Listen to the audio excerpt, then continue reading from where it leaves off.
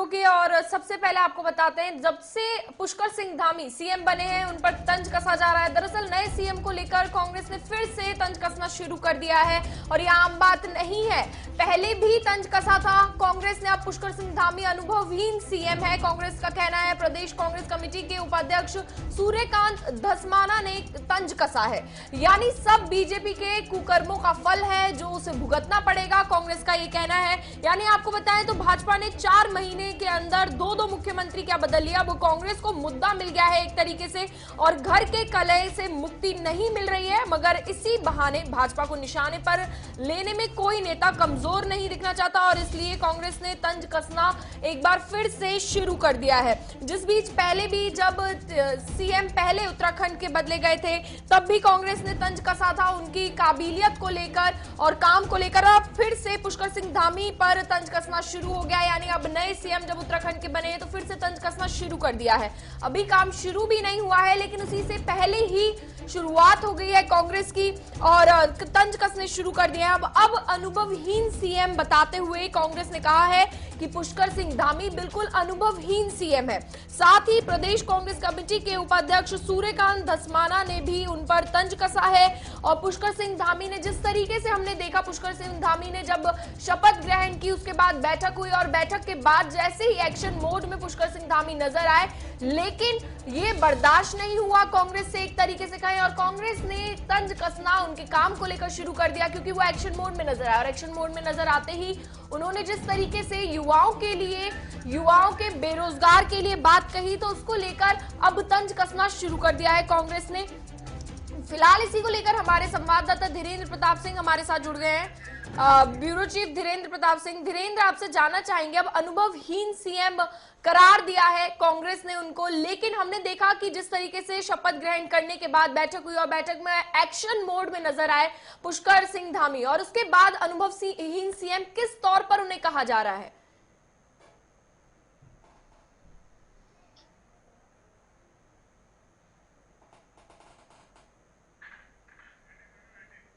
फिलहाल धीरेन्द्र से हमारा कनेक्शन टूट गया, वापस धीरेन्द्र से जुड़ने की कोशिश करेंगे। लेकिन आपने देखा जिस तरीके से अब कांग्रेस ने एक बार फिर से निशाना साधना शुरू कर दिया है। जब भी हम देखते हैं सत्ता, ये राजनीति ऐसी ही है, जब इसमें कुछ बदलाव होता है तब दूसरी पार्टी एक दूसरे पर तंज कसना, वार पलटवार का दौर भी शुरू हो जाता है और ये देखने को भी मिल रहा है, जहां पर कांग्रेस को अब फिर से भाजपा पर निशाना साधने का मुद्दा एक तरीके से मिल गया है।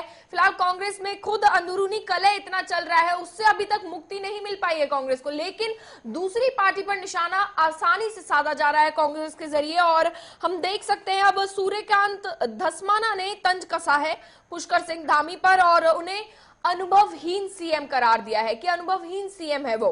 फिलहाल सब बीजेपी के कुकर्मों का फल है, ये भी कहा जा रहा है कि कुकर्मों का फल है। जिस तरीके से सीएम बार बार बदले जा रहे हैं उसको लेकर इसे बीजेपी के कर्मों का फल बताया जा रहा है, यानी बीजेपी पर भी एक तरीके से निशाना साधना शुरू कर दिया और कहा है कि जो उसे भुगतना पड़ेगा, जो कुकर्मों का फल है उसको भुगतना पड़ेगा बीजेपी को। यानी जिस तरीके से विधानसभा चुनाव आने को है तो कांग्रेस जैसे निशाना साध रही है, साफ तौर पर यह देखा जा रहा है कि आने वाले विधानसभा चुनाव को लेकर कि उसमें जिस तरीके से बदलाव बीजेपी कर रही है तो वहां पर उन्हें यह भुगतना पड़ेगा, इसका फल जो है वो भुगतना पड़ेगा। तो देख सकते हैं आप किस तरीके से वार पलटवार, अभी तो वार किया जा रहा है, अभी पलटवार नहीं हुआ है। देखना होगा इस पर बीजेपी क्या कहती है, क्योंकि देख सकते हैं हम साफ तौर पर नए सीएम को लेकर कांग्रेस ने एक बार फिर से तंज कसना शुरू कर दिया है। पहले भी जब उत्तराखंड के सीएम बदले गए तब भी कांग्रेस ने तंज कसा था।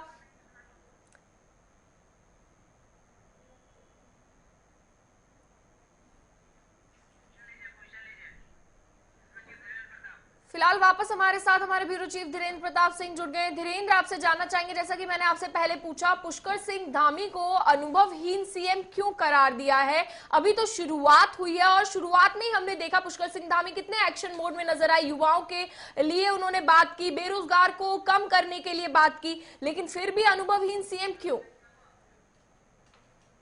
देखिए, बिल्कुल पुष्कर सिंह धामी को अनुभवहीन या कांग्रेस कह रही है, कांग्रेस विपक्ष में तो उसका बनता है कि वो कहेगी अनुभवहीन।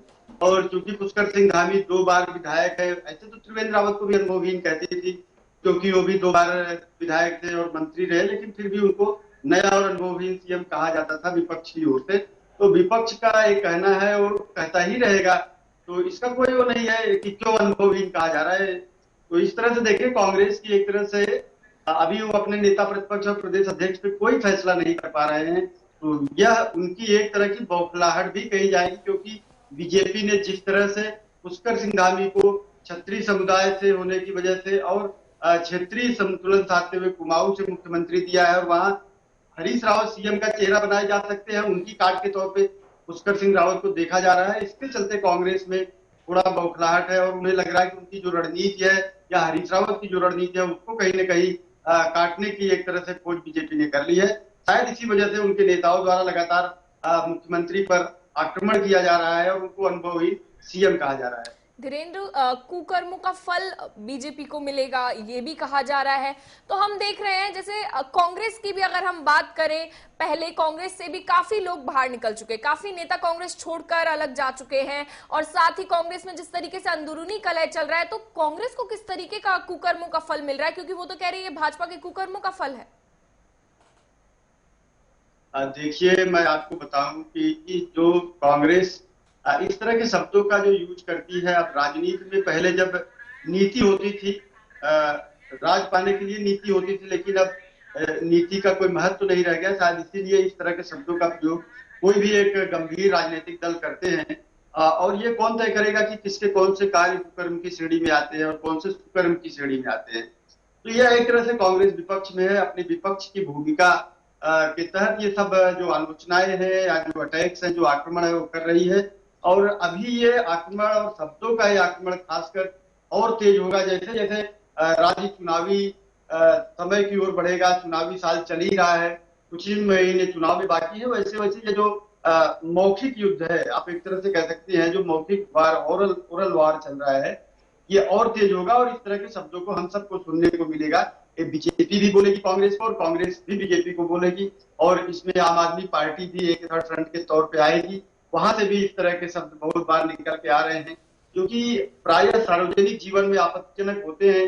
ऐसे शब्दों के प्रयोग से गंभीर राजनीतिक दलों को और उनके राजनीतिक लोगों को बचना चाहिए। लेकिन आप देख सकती है कि पूरे देश में इस तरह का एक चलन चल रहा है कि शब्दों की जो मर्यादा है राजनीति में, वो धीरे धीरे सिमटती जा रही है।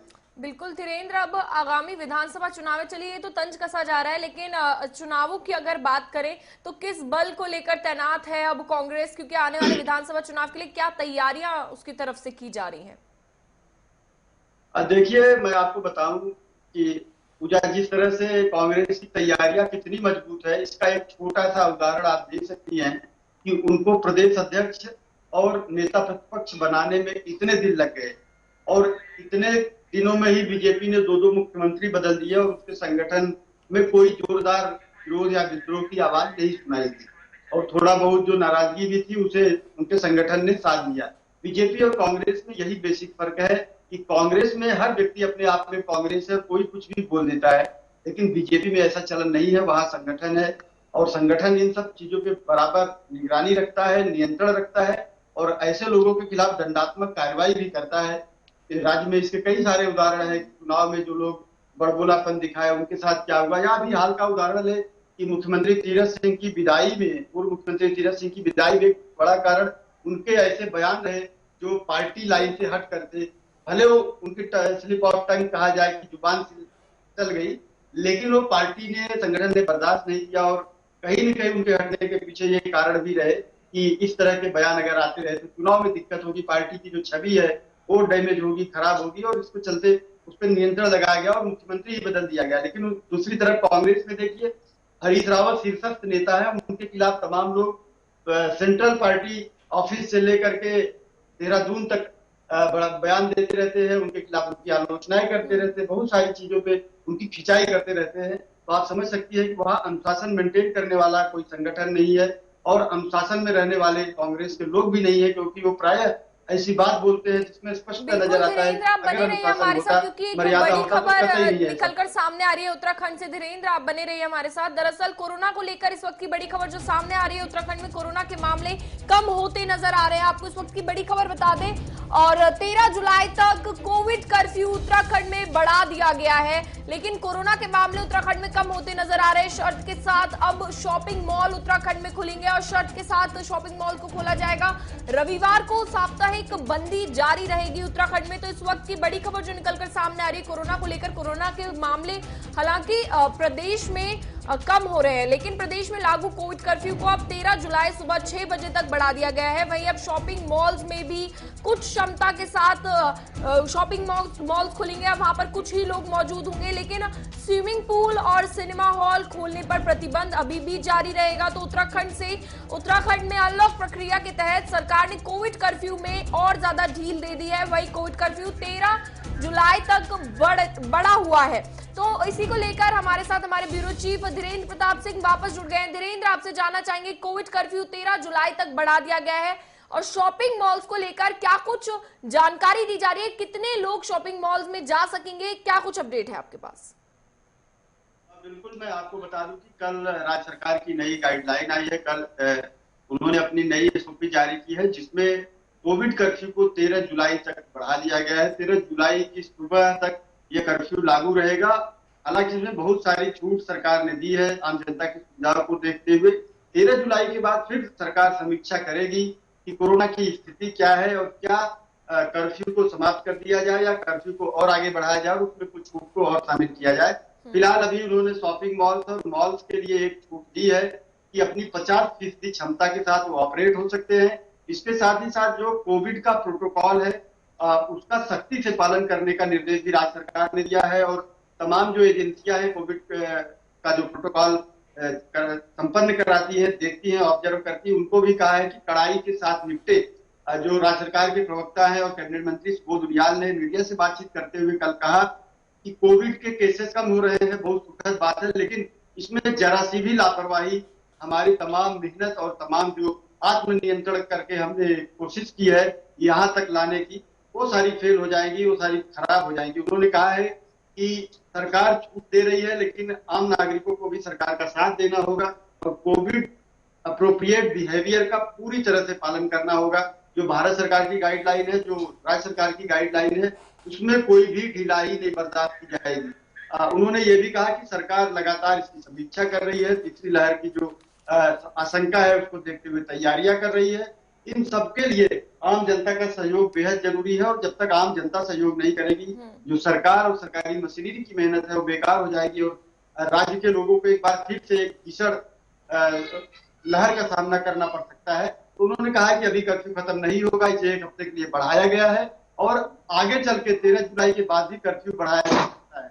हालांकि देखना होगा धीरेन्द्र क्या, और जैसे मामले कम हो रहे हैं, शॉपिंग मॉल्स को खोला गया, अब स्विमिंग पूल पर जो प्रतिबंध लगाया गया है वो कब तक खुलेगा।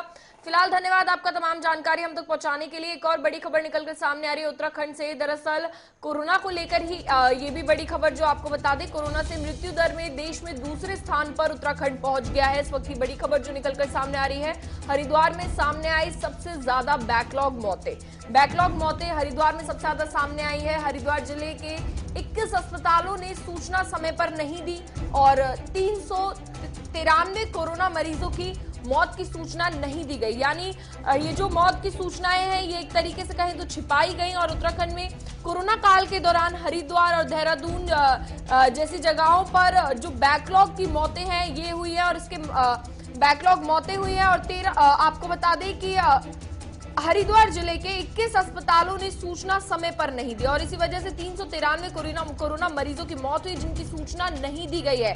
यानी एक तरीके से कितना बड़ा एक तरीके से चोरी से कह सकते हैं, क्योंकि मामले जो हैं ये छिपाए गए क्योंकि सूचना नहीं दी गई। और कोरोना से मृत्यु दर में देश में इस वजह से दूसरे स्थान पर उत्तराखंड पहुंच गया है। हालांकि उत्तराखंड में कोरोना के मामले कम होते नजर आ रहे हैं, लेकिन दूसरे स्थान पर उत्तराखंड पहुंच गया है। फिलहाल इसी को लेकर धनराज गर्ग हमारे साथ लाइव जुड़ गए हैं। धनराज, आपसे जानना चाहेंगे, बैकलॉग मौतें उत्तराखंड में देख सकते हैं हम लगातार हो रही हैं और मामले अब छिपाए जा रहे हैं कोरोना के। ये जो मौतों का आंकड़ा है ये छिपाया गया, हरिद्वार से मामला सामने आया, क्या कुछ अपडेट है आपके पास? जी बिल्कुल पूजा, जिस तरीके से आपने देखा कि कोरोना काल में जिस तरीके से मौतें उत्तराखंड में हुई हैं, तो उसको देखते हुए जो देश का सबसे दूसरे नंबर पर स्थान उत्तराखंड में से बैकलॉग की जो मौतें हुई हैं उनसे दूसरे स्थान पर उत्तराखंड आ चुका है। और हरिद्वार जिले में जिस तरीके से आपने देखा कि अभी एक फर्जीवाड़ा सामने आया था कि कोरोना की जो जांच थी वो फर्जी रूप से कुंभ में पाई गई थी। जब कुंभ मेला चल रहा था तो उसके जांच भी लगातार मुख्यमंत्री कर रहे थे, लेकिन अभी तक उसका कोई निर्णय निकलकर सामने नहीं आया। लेकिन अब एक और मामला सामने निकलकर सामने आया है कि जिला हरिद्वार में ही बताया जा रहा है कि 21 अस्पताल ऐसे हैं जिन्होंने 393 मौतों को बैकलॉग को छिपाया है और जो उन्होंने समय पर सरकार को उसकी सूचना नहीं दी है। जी फिलहाल इनके ऊपर कोई कार्रवाई की गई है? एक्शन मोड में प्रशासन नजर आ रहा है कि नहीं? जी बिल्कुल पूजा, जिस तरीके से बात की जाए कार्रवाई की बात की जाए तो कहीं ना कहीं प्रशासन इस पर सतर्क है और उत्तराखंड सरकार भी इस पर सतर्क है। जिस तरीके से अभी तीरथ सिंह रावत मुख्यमंत्री थे, उन्होंने साफ तौर पर कहा था कि जो भी इसमें दोषी पाया जाएगा जांच में वो बख्शा नहीं जाएगा। उसी तरीके से अब देखने वाली बात होगी कि अब पुष्कर धामी जी मुख्यमंत्री बन चुके हैं, तो अब देखने वाली बात होगी कि क्या वो उस पर कार्रवाई करते हैं या नहीं। हालांकि ये कहा जा रहा है कि लगातार मुख्यमंत्री इस पर नजर बनाए हुए हैं और तमाम जो भी अधिकारी हैं उनको निर्देश दे दिए गए हैं कि जो भी जांच में सामने आए उसको बख्शा ना जाए, जो भी दोषी पाया जाएगा उस पर जरूर कार्रवाई की जाएगी। चलिए बने रहिए आप हमारे साथ, क्योंकि एक और बड़ी खबर जो उत्तराखंड से निकलकर सामने आ रही है ये भी दर्शकों को बता देते हैं। दरअसल नैनीताल में वीकेंड पर सैलानियों के दोपहिया वाहनों की एंट्री बैन कर दी गई है। इस वक्त की बड़ी खबर जो निकलकर सामने आ रही है, आपको बता दें नैनीताल में उमड़ रही है पर्यटकों की भारी भीड़, जिस वजह से दोपहिया वाहनों की एंट्री अब बैन कर दी गई है। व्यवस्थाएं चकाचौंध बनाने के लिए डीएम ने बैठक की और दोपहिया वाहन नैनीताल से करीब 10 किलोमीटर पहले ही पार्क होंगे और इस वजह से अब एंट्री जो है नैनीताल में दोपहिया वाहनों की बैन कर दी गई है, क्योंकि कोरोना को देखते हुए अभी ये किया जा रहा है, क्योंकि एक तरीके से पर्यटकों की भारी भीड़ जो है नैनीताल में नजर आ रही है और नैनीताल में वीकेंड के दौरान उमड़ने वाली सैलानियों की भीड़ और उससे लगने वाला जाम को जिलाधिकारी ने गंभीरता से लिया है और इसी को लेकर गंभीरता से लेते हुए अब इस एंट्री को बैन कर दिया गया है, यानी 10 किलोमीटर पहले ही ये पार्क होंगे। और बैठक में ये फैसला लिया गया क्योंकि व्यवस्थाएं चकाचौंध बनाने के लिए डीएम ने बैठक में ये फैसला लिया। नैनीताल में पर्यटकों की इतनी ज्यादा भीड़ उमड़ रही है, अब हम देख रहे हैं कि कोरोना के मामले कम हो रहे हैं, लेकिन अगर ऐसे ही चलता रहा, अगर फोकस किया जाएगा जिस तरीके से देख रहे हैं कि डीएम ने बैठक की और ये फैसला लिया, तो इस तरीके से जो कोरोना के मामले कम हो रहे हैं ये और भी कम होते नजर आएंगे। फिलहाल धनराज गर्ग हमारे साथ वापस लाइव जुड़ गए इसी को लेकर। धनराज, पर्यटकों की भारी भीड़ अब नैनीताल में उमड़ रही है और लेकिन ये फैसला लिया गया है, तो कितना सही साबित हो पाएगा ये फैसला? डीएम ने जो बैठक की तो ये व्यवस्थाओं को चकाचौंध बनाने के लिए जो फैसला लिया गया है। जी पूजा, बिल्कुल जिस तरीके से अब पर्यटक स्थल उत्तराखंड में खोल दिए गए हैं और तमाम नैनीताल हो या मसूरी हो या पर्यटक स्थल जो भी हो उनमें लगातार सैलानियों की अब भीड़ उमड़ने लगी है। वहीं नैनीताल की बात करें तो नैनीताल में जिस तरीके से भीड़ देखी गई, रविवार की बात करें तो रविवार को वीकेंड पर जब इतनी भीड़ वहां पर हुई कि रोड पर जाम लग गया, तो उसके बाद नैनीताल के जो जिलाधिकारी है उन्होंने एक बैठक ली और उसमें साफ तौर पर एक निर्णय लिया गया कि दो पहिया वाहन अब बाजार के अंदर नहीं घुसेंगे और साफ तौर पर उनको नैनीताल से 10 किलोमीटर पहले रोक दिया जाएगा। तो कहीं ना कहीं एक बड़ा फैसला जरूर ये लिया गया है। तो इससे लगता है कि जिस तरीके से कोरोना के मामले अब देखा जाए तो जिस तरीके से भीड़ जब उमड़ती है तो कहीं ना कहीं कोरोना के मामले बढ़ने की उम्मीद लगी रहती है, जिसको लेकर ये फैसला लिया गया है। जिलाधिकारी ने साफ तौर पर अधिकारियों को निर्देश दिए हैं कि कोई भी दो पहिया वाहन अंदर नहीं जाएगा। हालांकि जो स्थानीय व्यापारी हैं और स्थानीय लोग हैं उनको उसमें छूट दी गई है कि वो अंदर अपने दो पहिया वाहन ले जा सकते हैं। हालांकि जो बाहर से आने वाले सैलानी हैं उनको 10 किलोमीटर पहले ही गाड़ियां अपनी पार्क करनी होंगी। जी, तो बैठक में क्या जो पार्किंग जगहें हैं, पार्किंग स्थलों को बढ़ाने का फैसला लिया गया है कि नहीं? जी बिल्कुल पूजा, जिस तरीके से बैठक नैनीताल जिलाधिकारी ने ली है उसमें साफ तौर पर जिलाधिकारी ने यही कहा है कि जो व्यवस्था है, यानी कि जो वहां पर जाम लगता है उसकी व्यवस्था, उसको हटाने की, जाम की व्यवस्था, तमाम व्यवस्थाएं वहां पर की जाएंगी। और यदि पार्क की बात की जाए तो पार्क जो वहां पर पार्क बनाए गए हैं, पार्किंग स्थल बनाए गए हैं, उनको बढ़ाने की बात भी लगातार जिलाधिकारी ने की है। और जो पार्किंग 350 वाहनों की क्षमता की थी उसको बढ़ाकर 450 कर दिया गया है। धनराज, आपको रोकना चाहेंगे क्योंकि इस वक्त एक बड़ी खबर निकलकर सामने आ रही है। दरअसल उत्तराखंड में भारी बारिश की चेतावनी दे दी गई है। आपको बता दें मौसम विभाग ने कई जिलों में येलो अलर्ट जो है जारी किया गया है, क्योंकि उत्तराखंड में भारी बारिश की चेतावनी दे दी गई है। देहरादून, टिहरी और पौड़ी में भारी बारिश की संभावना जताई जा रही है और कई दिनों से कयास लगाए जा रहे हैं। बारिश के साथ आकाशीय बिजली गिरने की संभावना भी जताई गई है। यानी एक तरीके से कई दिनों से हम देख रहे थे गर्मी से निजात अब मिल पाएगा लोगों को। भारी बारिश की चेतावनी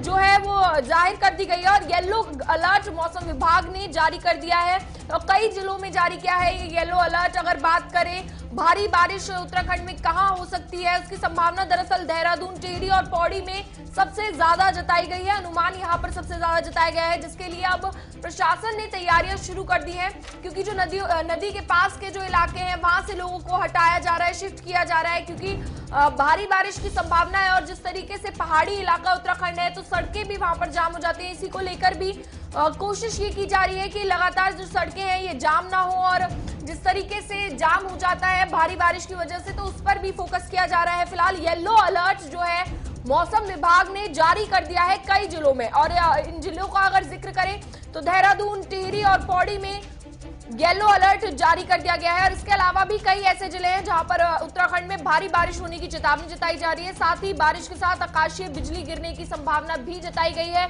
और इसी को लेकर कोशिश में प्रशासन कोशिश कर रहा है कि जो बिजली गिरने की संभावना है ये ना हो। फिलहाल इसी को लेकर फोन लाइन पर हमारे साथ हमारे संवाददाता संचित जुड़ गए। संचित, अब बिजली गिरने की भी संभावना जताई जा रही है और उसको लेकर क्या क्या तैयारियां प्रशासन द्वारा की जा रही है ताकि खंबे ना गिरे, क्योंकि ऐसे हम स्थिति देखते हैं, ऐसे कई बार ऐसी स्थिति उत्तराखंड में देखने को मिलती है। जी पूजा, मैं आपको बता दूं कि मौसम विभाग ने अगले 24 घंटे में देहरादून, पिथौरागढ़, नैनीताल और बागेश्वर जैसे जिलों में तेज हवाओं के साथ बारिश की भी संभावना जताई है। मौसम विभाग के अनुसार अगर राजधानी देहरादून की बात करें तो आसपास के इलाके में एक सप्ताह के आसपास बारिश रहेगी। साथ ही साथ जो तेज हवाएं चलने की भी संभावना मौसम विभाग ने जताई है, जिसको लेकर के जो मौसम विभाग ने है उसको अलर्ट कर दिया, मौसम विभाग द्वारा अलर्ट कर दिया गया। वही बात अगर देहरादून ऋषिकेश के मौसम की करें तो कल ऋषिकेश और जो देहरादून का मौसम था वो सुबह काफी बारिश के बाद जिस तरीके से दिन का समय हो तो दिन के समय जब धूप निकली तो 34 डिग्री के आसपास का टेम्परेचर हो गया, जिसकी वजह से एक उमस जैसा माहौल देहरादून और ऋषिकेश के अंदर होगा और एक गर्मी जैसा माहौल देहरादून के अंदर बना हुआ है। उसके बाद से आज की बात करें, आज भी देहरादून के अंदर हालांकि अच्छी खासी धूप निकली है, जिससे मौसम में गर्मी है। मौसम का तापमान इस समय 34 डिग्री के आसपास है और जो उमस जैसा एक माहौल इस समय देहरादून के अंदर बना है। वहीं प्रशासन ने जिस तरीके से पिछले दिन जब मौसम विभाग द्वारा अलर्ट किया गया था, जो नदी के किनारे रह रहे लोगों को हटाया गया था, उसके बाद से अब जो वापस नदी के किनारे लोग वापसी आना शुरू हो गए। अलर्ट के बाद से दोबारा प्रशासन उन लोगों को नदी किनारे से हटाने में लगा हुआ है। चलिए संचित, धन्यवाद आपका तमाम जानकारी हम तक पहुंचाने के लिए। फिलहाल येलो अलर्ट उत्तराखंड में जारी कर दिया गया है। कई इलाकों में पौड़ी हो, इन सब देहरादून हो, कई इलाकों में येलो अलर्ट उत्तराखंड में जारी कर दिया गया है और अब गर्मी से एक तरीके से कहें तो लोगों को निजात मिल पाएगा, क्योंकि गर्मी भी काफी ज्यादा उत्तराखंड में कई इलाकों में देखी जा रही थी और अब भारी बारिश की संभावना है। फिलहाल प्रशासन भी तैयारियां कर रहा है कि कोई अनहोनी इस दौरान ना हो। तो चलिए फिलहाल खबरों के इस बुलेटिन में इतना ही और खबरों के लिए गुलिस्तान न्यूज के साथ बने रहिए। नमस्कार।